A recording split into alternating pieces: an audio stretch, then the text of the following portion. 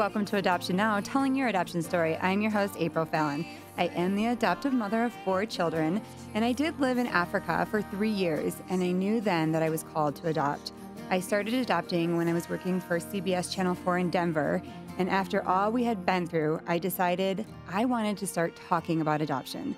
So my husband and I started this show as a radio program, and we just started telling adoption stories from the perspective of the adoptee, the birth parent, and adoptive parents. It has now grown into the international podcast you hear today. If you go to adoptionnow.com, you can find a story for you, I promise. We have episodes on foster care, domestic infant adoption, embryo adoption, and international adoption. And we are now in season 5. Adoption Now is talking about real issues that are happening right now in our adoption community. If you're about to start your adoption journey or you need help in your process, we're here to connect you to the resources you need. We have agencies, therapists, and lawyers that can help you. Just go to adoptionnow.com. Okay, today we have an amazing guest. My friend Erica Shields is the former Mrs. Colorado 2016, and she's now the ambassador for children welfare from the prevention of child abuse and neglect. And she works to stop human trafficking, and she's an adoption advocate. Erica, welcome to the show. Thank you, April. It's so fun to be here. You're a star. I can't believe this. No. You are, and you were really an amazing Mrs. Colorado. You involved everybody. You have a lot of service background, but you get everybody excited about volunteering, and I do everything you tell me. I do. I wear what you tell me to wear. I show up. You're such a good little disciple. I am. I'm learning how to volunteer. But you really do care about children, and you care about really important issues like human trafficking and being an adoption advocate. And what I love about you, and I knew you and kind of stalked you before we were actually friends, but somebody said to me, hey, that's Erica Shields. She was the former Mrs. Colorado, but she's adopted. And I'm like thinking, this was a couple of years ago, I guess a year and a half ago. And I said to myself, I wonder if she would ever come on my show and tell her story. And here you are. If it asked me, I would have. I did. And here you are. Here I am. I had to get to know you first. That's right. To see if I pass. Yes. So today, this is going to be the first time that I've done an interview and I haven't done a pre-interview. So I know you're adopted and that's about it. So this is, I don't know where we're going to go with this. But I'm excited too because you actually went on your journey to find your birth family 21 years ago. Right. Can you believe that God brought this all back around? No. Well, I was never. I would never told my story before until just a few years ago. And this is the first time. Yeah. I've never really told the complete story. Not that it's. I know you keep saying it's not exciting, and it's awesome because you're an adoptee, so people want to hear. And you're so successful. You're a beautiful woman. You're a wonderful mother. I mean, we all want our children to grow up and be like you. I want all my kids to be, happy. I want them to go on the journey and find out who they are. But overall, you're always shining this joy and happiness. And so we want to know what's your secret and what did your parents do that was awesome, or what could they have done that was better? Or how did you become Erica Shields? But let's start at the very beginning. So tell me your story. So my story begins one day I was washing the dishes in my kitchen. I was maybe 7 or 8. Mm-hmm. And no, we have to go. Where were you born? Oh, yeah. When were you adopted? Oh, gosh. Okay. So I didn't find this out until later. So I'll tell you what I know now. Okay. I was born in Wahiawa, Hawaii. In 1967, should even tell you how old I am. And I was given up for adoption immediately. Okay. And then I was adopted by a Navy man and a Japanese woman. And then I was given back. What? I know. I found this out later. Wait, how old were you when you were given back? I was 18 months. And you don't remember it at all? I don't. And then I lived in foster homes from 18 months to 3.5 years, and that's when I was adopted by my parents in San Diego, California. What? Mm-hmm. I can't wrap my head around that. And you don't remember any of it? No, I don't. I just remember, I do remember sleeping in cribs with dogs and puppies and kitties, and I remember sleeping with animals. I do remember that. Okay, but but you just thought maybe when you were thinking about it, I mean, when you were 6, you're going to go to when you were washing dishes. Yeah. But Did you think about those things when you were younger? Like, oh, it happened with your family? Mm-mm. You just didn't put it together. You were young. No clue. It wasn't until many, many years later to put this all together. Okay, so you're washing dishes. So I'm about 7 or 8 washing dishes. I had chores after school, lots of them. And I remember just out of the blue, I looked at my mom, and my mom was shorter than me. And I'm already 7 or 8, and I'm already taller than her. So I just said, so Mom, where do babies come from? So how come I look different than you? And then she literally says to me in her Japanese accent, she tells me, I got you in a garbage can under a bridge. And there was no joking. There was no ha ha ha. And I'm like, what? What do you mean? She goes, I found you in a garbage can under a bridge. You were crying and you needed me. I'm like, what? Did she have other children? No. Okay. No, I'm an only child. Oh, you're an only child? I'm an only. Oh, and I also am. That's maybe why we get each other. Yeah. That's why we're soul sisters. Yeah. So then I was just she didn't elaborate. She didn't go into any other detail. She didn't try to correct anything. And I am mortified. I don't know what that means. It didn't answer my question at all. So then my dad gets home from work and I go, Dad, is it true that you guys found me in a garbage can under a bridge? And then he looked at my mom like, what did you do? And then that night, my dad says to me, you know, I think we need to have a conversation. So him and my mom sat me down in the living room and told me I was adopted. And I said, I don't know what that means. What does adoption mean? And they says, well, your mom couldn't have children. Your mom and I couldn't have children of our own. You know, your mom had miscarriages, so we decided to adopt, and we didn't care how old the baby was. We didn't care if it was a baby or an older child. We knew we wanted to adopt a child. So then we started the process with the San Diego adoption agency, and we found you, and you became part of our family. And I'm like, what does that mean?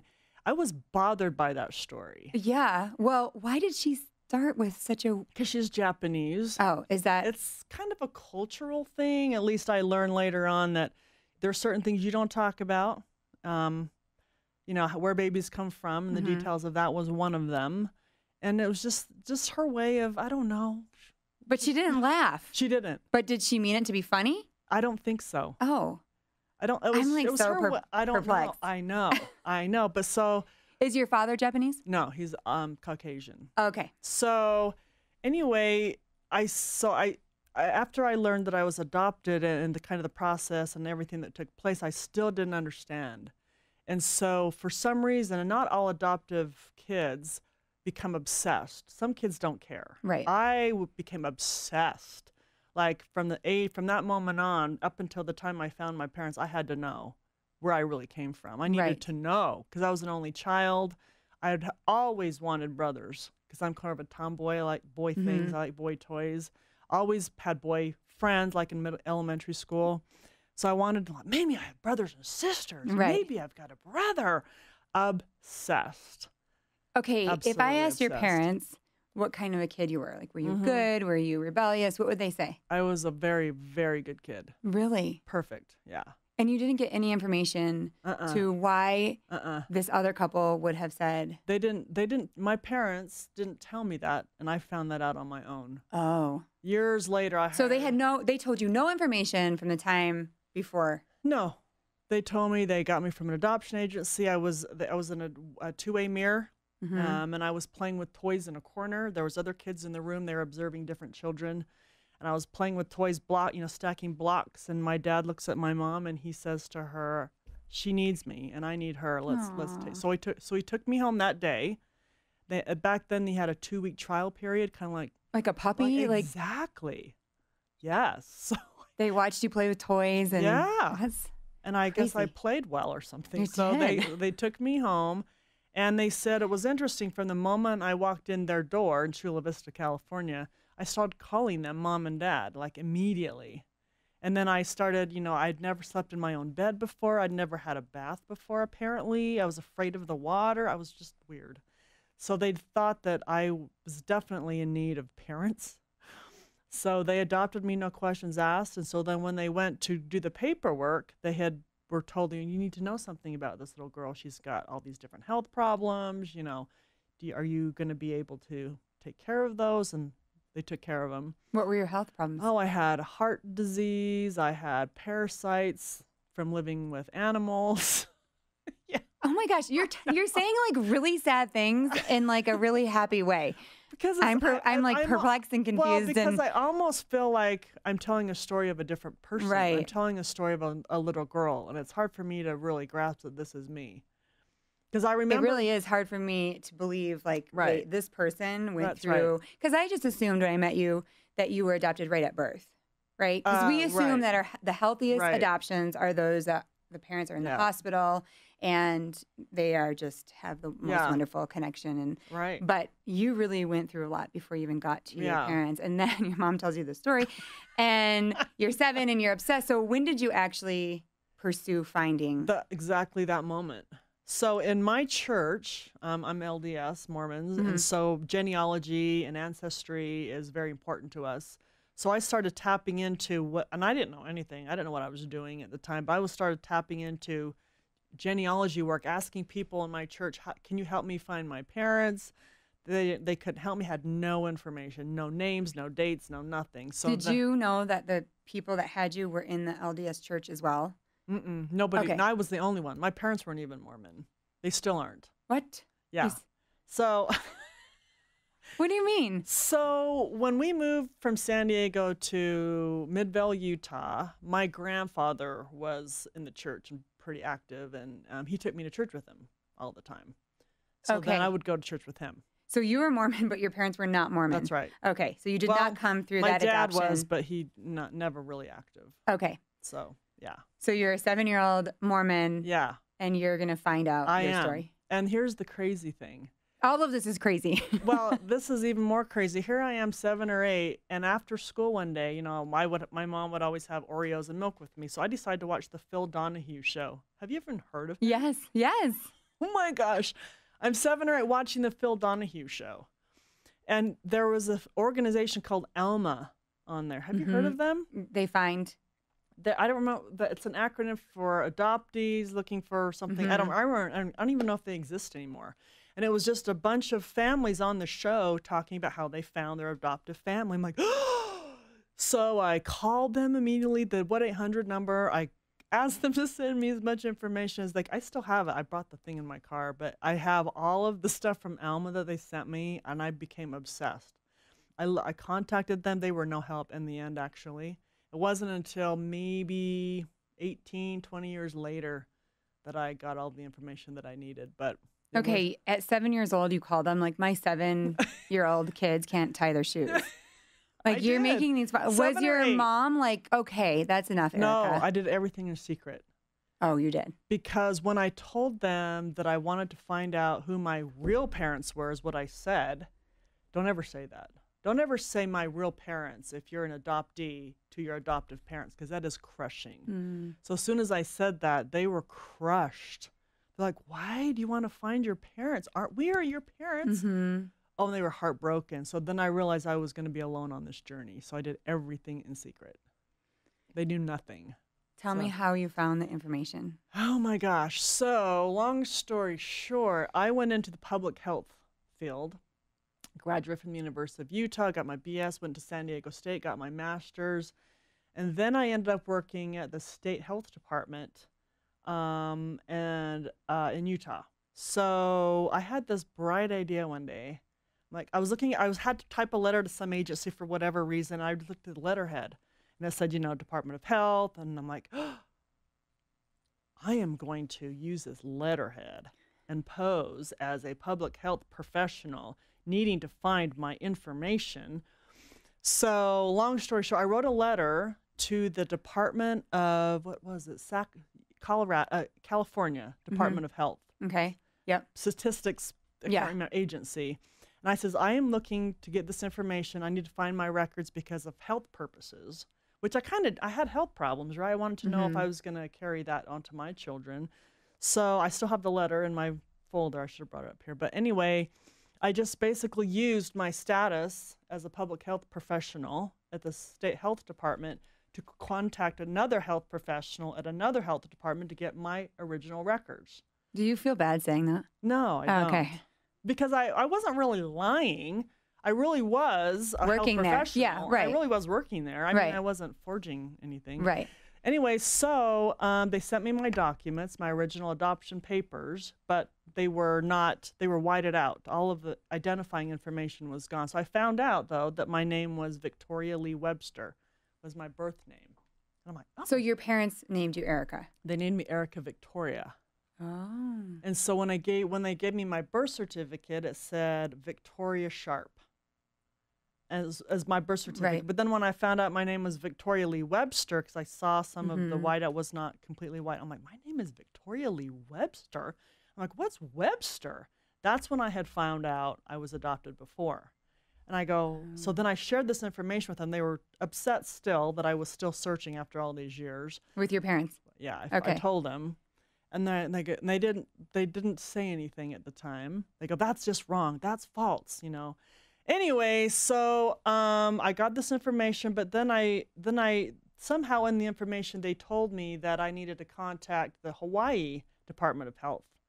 So it's kind of a really long story. This is years and years of work. But anyways, We want to hear it. We're just like so interested. So anyway, after a while, I contacted the Hawaii Department of Health. And it was just bizarre because they had sent me information that when you, at a certain, I think it was 1990, must have been 1991, 92, 93, somewhere in there, Hawaii had just changed their law that if you could get one biological family member to sign off and agree, they would open and unlock my original information and send everything to me. I'm like, oh, I can get all of this information about my life, but I have to find one biological family. How in the world am I going to do that? I still had no leads, none. But and this woman on the phone says, well, I just want you to know, we do have a private investigator that guarantees her work. And I'm like, oh, what's her name? So they sent me her name, and she was pricey, but my husband agreed to pay it, and we hired her, and she guaranteed that she would find one biological family member within 6 months. So then on April 20th, 21 years ago today, I got that call. It was 6 months to the day. I got a call that my biological family had been found. Members, all of them. Yeah. And how did you respond? So at the time, I had a lot of Polynesian friends. So I thought that somebody was playing a joke on me. Back then, we had actual answering machines. So I came home from work, and I had a message on my answer machine. And it was some guy talking in a funny pidgin language. You know, I'm your father. I'm not your father, but I know your father, you know. I'm like, what? So I just thought I would call back, and he goes, my name is Roy Machado. That's my father's name, biological father's name. And I'm not the wrong one. I'm your uncle, actually, but I know your real father, and I can get this information to him, and I'll have him sign for you. So then after that, it was just phone call after phone call. People were calling me out of the woodwork, family members. I'm your aunt. I'm your auntie. I'm your this. I'm your that. And I didn't care about all of my aunts and uncles, to be honest with you. I just wanted to know, do I have sisters and brothers? That's all I wanted to know. Well, in the end, I found out I had 5 brothers and at least 3 sisters, if not more, siblings. So that's another. Wow. Yes. Journey. Okay. Yeah. So when did you call them? I did. I called my uncle back, and as it turns out, he's Mormon, and he works in one of the temples over in Hawaii. And he was touched by my story because when I had to hire the private investigator, I had to write a letter telling the biological family member why I wanted to know my information. So he received my letter, and he said, I could tell by are you Mormon by any chance? And I said, yes, I am. And anyway, long story short, he says, your letter touched me, and I want to help you. So he helped me get in touch with my father, who I called on the phone. It was weird. Tell me about that. Well, I just called him, and he said he didn't even know he had a daughter. Because later I found this all out, that after I was adopted, I was kind of adopted black market, or like under the table. She didn't want the biological father to know because he had all boys. Oh. And he always wanted a girl. So when she found out she was pregnant with the girl, she Didn't just tell him. didn't Okay. tell him. So he didn't even know I existed. Were they in relationship? I mean, obviously they were, but were they like dating or? Let's just say they were both married to Okay. other people. Okay. Okay. So, so out of that relationship came myself and my brother, my full-blooded brother, Glenn. After you or before you? He was older than me. Okay. He's older than me by a year. So, yeah. Oh my I gosh. found that all out. Yeah. So twice Yeah. did she have to tell her husband? Well, so all of her children were living with her. I was the only one that was adopted. Really? And she had multiple abortions, I found out later on. Oh my gosh. Right before me. So why she decided to keep me instead of, terminate me, I don't have no idea. I met her actually later on in life. You did? Yeah, so when you talked to your dad, did you feel a connection? Or? No. No. Not at How all. long after before you talked to your mom? Wow. That's So I didn't talk to her. I went and saw her. I went and visited her, yeah. And that did not go well. Oh, no. No. So many, many years later, my husband and my kids decided to go to Hawaii so I could meet all of my biological family members. And so I met my father and all my half-siblings and my aunts, but the one I really wanted to meet, my brother, didn't show up. He didn't want anything to do with me. That's another story. So anyway, that visit, I did not see her. It was years later that I made a trip back, and my sister, who I connected with and met, she took me to the hospital to meet my mom. And here's the funny story. So here I am, I'm in my 30s, late 30s, and I had flown 3,000 miles to go specifically to meet my mother, my biological mother. Her name is Jill. And she works in a hospital. She's a nurse. So it was Kukini Hospital, for those of you listening. Jill Sparkle. Anyway, so she worked as an emergency room nurse. I found that out because my sister knew. So I'm like, okay, I am going to go into this hospital. I'm about to meet my biological mother. I have no idea how this is going to be. When you're going to meet her at her work? I'm going to meet her at her work. Okay. So I'm going to walk in there. So I walk in there and I go to this desk and there's a woman behind the glass. I am freaking out. And I go, that can't be her. I look at her name tag, it's Jill. I'm like, crap, that's her. I just stared at her like this. I'm just staring at her. I'm like, oh my gosh, you are my mother. Wow. And I don't say a word. And the woman goes, can I help you? I'm like, oh, yes. Can you tell me where the cardiology department is? I think I'm lost. And because I am freaking out. Like, I'm not even prepared. Like, I didn't prepare anything. I'm just freaking out. I'm just staring at her. And she was so nice. And she goes, oh, well, let me help you, dear. And she gets up, she gets around the thing, and she walks ahead of me down the hall. I'm standing behind her going, freaking out, like looking at her. And I'm like, my mom, I'm going to look like her. I'm freaking out. She takes me around the corner. The cardiology department's over here. And she says, thank you very much. Have a nice day. She turns around and she leaves. And here I am in the cardiology department for no reason at all. Did she look like you? No. Oh. I don't know. In her pictures of her younger days, we look exactly alike. Okay. So then I'm like, I did not fly 3,000 miles to come to the cardiology department in the Kuakini Hospital and then go home. There's no reason. So I'm like, okay, suck it up, girl. Say something. So then I'm like, I'm going to turn around. I turned around, went back down the hall, went back into her office. And she looks at me, and there was like instant recognition, instant understanding. And before the words came out of my mouth, she goes, get out. And I said, Jill, I did not come here to cause a problem. I just wanted to come here to thank you for my life. She goes, get out. She picked up the phone, called security. Security came, threw me out. That's it. End of story. That just makes me want to cry, though, because what a moment. You came all the way to see this woman, and she couldn't handle it. Right. And so what did you do after that? I mean, that's everybody's worst fear, to be honest. Right. You're going to find your mom, and she's going to say exactly that. Right. So I was escorted out by a security guard. Looks like you, actually. Like you. She had flashbacks. She's a John, our camera guy. Anyway, so we walk out, and my sister's in the car. She goes, how did it go? I'm like, it didn't go well. And he goes, told you, because she had lived with her abuse her whole life. Like, we're talking severe abuse. like left in the closet, not being fed, cigarette burns. We're talking abuse. So she goes, I told you. And I'm like, wow, that was really disappointing. So I was disappointed, but I didn't cry. I just remember feeling just, well, even more grateful for my life, I guess. It's hard to put into words, really. But then I called her back, like the next day, and she just denied.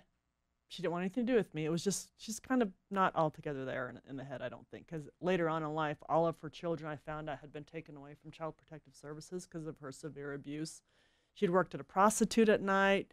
And so while my brother told me that, or my sister told me that when she did her tricks at night, she would pin my brother and sisters to the bed with their little diaper pins, you know, when they used to wear pins in their diaper, pin them to the bed so they couldn't get out of bed so she could be gone all night. Weird stuff. So I'm like, man, I escaped this horrific life. And all of my brothers and sisters lived pretty rough lives under her reign, I guess. But anyway, so I'm just like, so I never contacted her again. What about your sister? Did you look like any of your siblings and brothers? And no, I don't look like any of them. And when I met them for the first time, they didn't like me. And I was raised in the mainland by Caucasian parents, so I was raised differently. They didn't like that at first. They didn't, because everyone was making a big deal that I had been found, right? Because some people knew of my existence. They did, okay. Some people didn't. My father didn't. So they were making a big deal, and my brother didn't like it, and he lived a really rough life, really rough life. So, I mean, then in the end, after I met them all, I realized that I was meant to be where I am. It was so. Yeah, finding that peace is so important. I'm like thinking about your story. So I found my dad later in life, and I tell the story on the podcast, but he found me when I was 19. I'm Native American, very Native American, I know. And so my mom got pregnant, and they were furious that this white woman was going to have a white baby, and they didn't want anything to do with my mom or me. So my mom was like, I can't raise this girl. And I was born very, very Native American looking. It's really amazing. And I always say I was switched at birth. But then I look like this. Profile pic. I need to see it. Then I'm like this. Right. Yeah, exactly. And so I had jet black hair. I mean, it's just crazy. So anyway, she takes me, she raises me. And my whole life, I was like, I don't have a dad, blah, blah, blah. So then he finds me when I'm in college, 1-800-US search back in the day. He finds me and says, hi, I'm your dad. What? We all want to meet you. Yeah. So I went back, and in this Native culture, and they're like braiding the hair, and they're like weaving a dream catcher, and I mean, it's most of them live on the reservation, and so I was like, but they also didn't like me. My cousins did not like me because I was, had escaped this abusive life and living off the government. And I'm not saying anything about people who live off the government, but they believe that they deserve their land, and of course they do. But it's just a different way to look at life. So it was just very like your story, right? Where I went there and I felt like it was great to meet them all, but I felt very, I don't know if lucky is the word, blessed. Just my life made sense then. And thank you to my mother 100%. Who did take me away, and that I was taught differently than this. Absolutely. And it doesn't mean I felt better than them. I just felt in my heart this gratitude that I hadn't had before. Did you experience 100%, that? Yeah. 100%. So once I found them all, my search and my obsession ended. It was over, and I could go on with my life. But it was just like this overwhelming gratitude, and almost a realization that there's a purpose, a distinct purpose to my life. Yes. And that's kind of when everything changed in my life, and I knew that I wanted to live a purposeful life, making a difference. Amazing. I have a lot of questions, though. Did you find out your birth story and what happened with the first couple? So I did, actually. So I got all the information. You said your story was not interesting. This is riveting. This is a lot of information. Well, it's just, I don't know. I don't think I'm that interesting. But anyway, so when my records were open and sent to me, I got all the information, found out what my birth name was. I found out what my birth parents' names were. And yes, I tried to find them too. And then, what's your question? I forgot.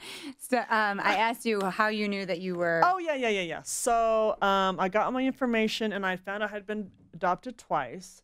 And the reason why I had been given up the first time is that after I was immediately adopted at birth, my father at the time had been called out to sea. He was in the Navy. So he was gone out to sea for, back then it was a long time, So over 9 months. Adoptive parent. First adoptive parent. Okay. First adoptive parents.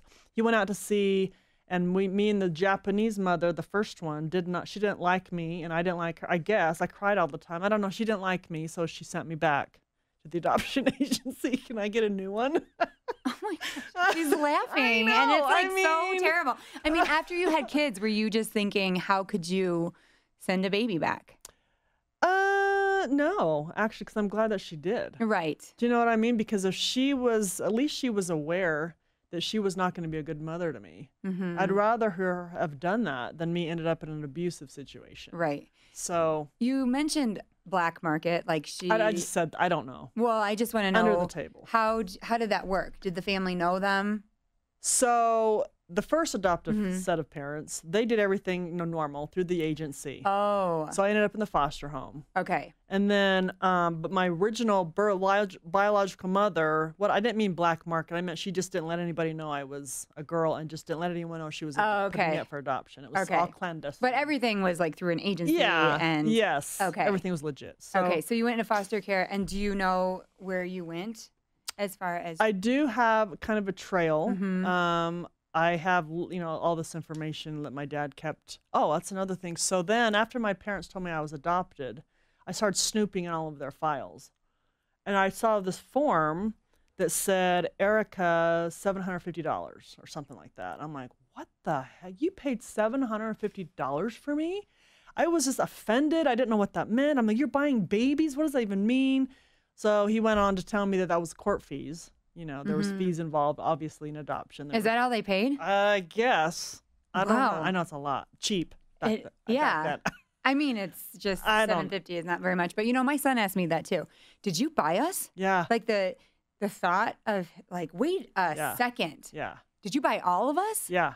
I mean, Yeah. that's a weird feeling for a Right. kid. It didn't, when you're 7 or 8 and just learning about who you are, Mhm. nothing makes sense. And my parents, unfortunately, were not the open type. They didn't want me to know all the details. They weren't forthcoming in any information. And then when I started my search, they would not help me. How did they feel when you traveled back to find and see them? They not happy. Not happy. So I couldn't share with them Mhm, my mhm. experience. But in the end, maybe 10 years later, my sister flew and we all went fishing with my dad. That was kind of cool. And how did he respond? They were good. Are They you were close good. to your sister now? No, No, no. it didn't. Well, end what's interesting is I have a PhD in public health. Mm-hmm. Had never met her before in my life. She has a PhD in public health. Oh. My other sister, never met her in my life. Her name is Alika, which is Hawaiian for Erica. I'm like, what? And then my brother is a bodybuilder. I'm in fitness. So I'm like, what?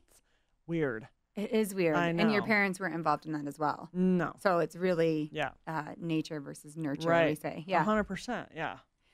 So what is your takeaway? I mean, that is a lot. And you're just like kind of smiling as you're telling the story. Like, that's so crazy. In the adoption world, your heart breaks to think of getting a baby and 18 months later. I Yeah. mean, I was going to die in the first 2 weeks Mhm. that they thought maybe the mom would change her mind. I mean, that was my Yeah. baby. I can't Yeah. imagine, 18 Right. months later is a really long time to It then put you is. back in the system. And No. I was talking about this because I read just that one sentence that you had written, and I was saying to my mom, like, I remember things when I was 3. For Yeah, sure. me I broke too. my arm. Yep. I remember. But Yep. you're saying you don't remember, like, I don't remember anything before I was 3. I remember being adopted you do. by my second set of Mhm. parents. I remember that. I meant all of it. I remember a lot of it. And you didn't have, like, any attachment disorders. You just walked in and like, hi, mom and dad. I mean, Exactly. that's incredible. I know. I don't know anything about that previous time, and it doesn't bother me that I don't know. It's good for people to hear this because we always assume if a child goes from home to home to home, they're going to have attachment issues. And you should be prepared for that as an adoptive parent. You need to be prepared.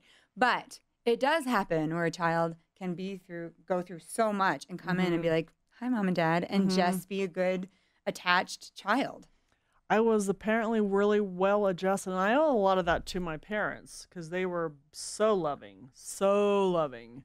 almost to the point of suffocation. That's why I left home at an early age, actually, because they were so suffocating. I moved out when I was 17, never went back. I couldn't deal with the suffocation. But they were really, really good parents. Taught me well, loved me. I thought I was in heaven, you know. Yeah, It was heaven. after you were. Yeah. It was a really good life. Really, really good life. But I mean, I have cousins and friends who've all been adopted. They don't care. They don't care to find their answers. I had a lot of questions. I had to answer them. I'd still be searching today if I hadn't have found the answers. Yeah. And I think our job as parents now, right, in this era, is that for me, I want to help my children find everything they need to know. I want to be on that journey. I don't want them to be like, oh, I don't want to tell my parents because they will cry or be upset. Yeah, it's everything in the adoption world can be very hard. I remember my son asked me, you know, Mommy, was I in your tummy? And I'm like, yes, you were. He's African American. And I'm like, yes, of course you were. I wanted to say that. I understood that pain of like, I want you to know that I want you to be my biological son, but there is another woman out there that had you, and she's amazing. She gave you life, you know, and all those things. And then one day he's going to say, I want to, and I hope that he says, let's go, Mom, pack your bags. We're going to find, and I want to be on that journey. But that's because everything has changed in education, right? We went into this knowing that our kids are going to have questions, and we're not going to stop that. We want to be part of their journey. Well, that would be my advice to those listening, thinking about adoption. When you do adopt, please make sure you're open and honest from the beginning. Because it was, for me, some kids want to know, so tell them. And for me, it was an obsession that I could have been, everything happens for a reason, so I have no regrets. But I wish that my parents would have been more honest with me and more not so hurt. They were so focused on their pain of my needing to search that they weren't able to have a sit-down conversation, explain to me why. And they never did answer my question, how I came out of a garbage can. I still don't know where babies come from, so. So you got all your kids from a garbage can? I did. I have no idea. How many kids do you have? I have 4. 4 kids? And how old were you when you got married? Oh, gosh, 26. So he went on this journey with you? Yeah, for the I was most married part. twice, but yeah, my first husband, yeah. Okay. Yeah, so, yeah, I have pictures of all of us in Hawaii with the family, with leis, you know, up to here. When they put leis upon your head. Yeah. And when it's a ceremony, welcoming ceremony. That's amazing. I want to show those pictures, so send me a picture. Oh, okay. I think it's I will. very cool. And I would have never guessed. And people say that about me, too, that when I tell my story, they're like, I'd have never guessed. Right? Because we just have those personalities that are like, no matter what. And we have a strong faith that God was always in it. Right? For sure. Oh, yes. And grateful. I mean, was your life perfect? Was my life? It wasn't perfect, but the alternative was not great. Right. You know? And for sure. I had people that made hard choices for the benefit of my life. And I'm very grateful for that. But I would not have been so grateful if I didn't find them. And I remember when I went that Thanksgiving, my mom was like, no. Right. I'm like, I have to do this. And I had this like ceremonial Native American. Yeah, it was very interesting. The food we ate. That is amazing. Yeah, the deer meat. So, and she was just so sad. But I'm like, thank goodness that I did this, because now I can come back home and be like, thank you so much. And it sounds like you had that too. And I think we should support our children. Absolutely. That is an amazing story. I'm glad I didn't know it before we went into this, but and I'm thankful for your advice to adoptive parents. And you're still supporting adoption. There are some adoptees who do not support adoption. So, you know, growing up as a teenager, before I knew my whole story, you know, it's all about my body, my choice. You know, and that makes sense to a certain degree.